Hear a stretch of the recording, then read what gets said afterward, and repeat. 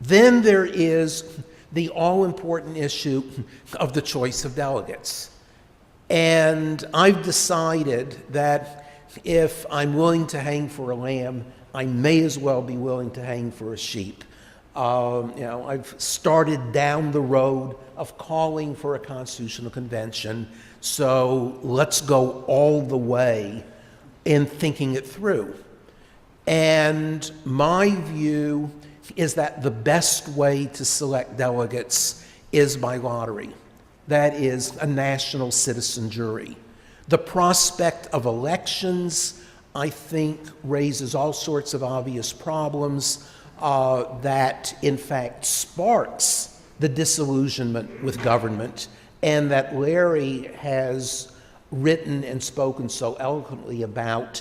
This would be either a fantasy or a nightmare of single-issue political groups trying to capture the convention for their own purposes. They have a First Amendment right to be committed to single issues. They have a First Amendment right to be passionate. I fully assume that if a random sample is used to choose 700 people, good and true, that there would be a decent percentage of zealots, and I don't use that term pejoratively, on a variety of issues, but there would be certainly many more people who were not so committed to particular issues and perhaps more willing to compromise with regard to issues.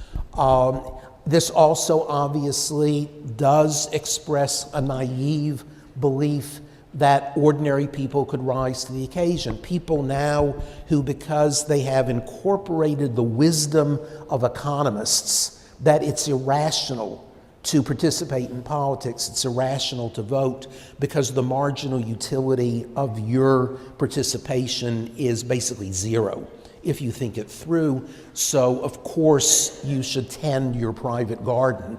I think that wisdom of economists runs counter to a rich vision of Democratic or little r Republican politics, but I think it's perfectly correct in its analysis of incentives. But I think if you plucked out the most obscure American and said, you're going to have a chance to wrestle with the most fundamental issues and to decide how your children and grandchildren would live, they would rise to the occasion. The fact is, we're not talking about rocket science. We're talking about making fundamental value judgments that require some information, but you can get the information during a convention by holding hearings, by listening to other people. So I would, in fact, emulate ancient Athens or the way we pick juries by doing it at random. What would the scope be? I've already tipped my hand on that. Another sheep goes down. The citizen jury would be able to think of everything. I am very, very confident. In my bleakest moments, I really do not believe there is a movement to reinstate slavery in America. I don't really think you need to fear that. I don't think you need to fear most, perhaps all, of what is generally put forth. If among the 700 people chosen at random, one of them is kind of crazy in terms of suggesting something truly off the charts, I have no doubt that will be rejected and we can go on peacefully after that. So I would have everything discussable. And then what would the source of legitimacy be? Well, the source of legitimacy would be ultimately what the legitimacy of the Philadelphia Convention was. That this would be the ultimate reality television show. It would be on C-SPAN. It would go on for months, maybe even a year and a half or 2 years. This is not a weekend sort of activity.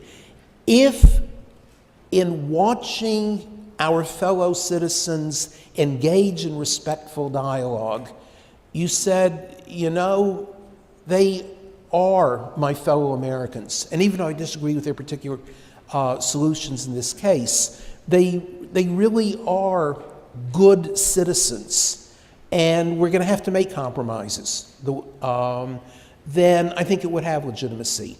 If they ended up at each other's throats, if it just kind of disintegrated, then there would be no legitimacy, and we would go on as before.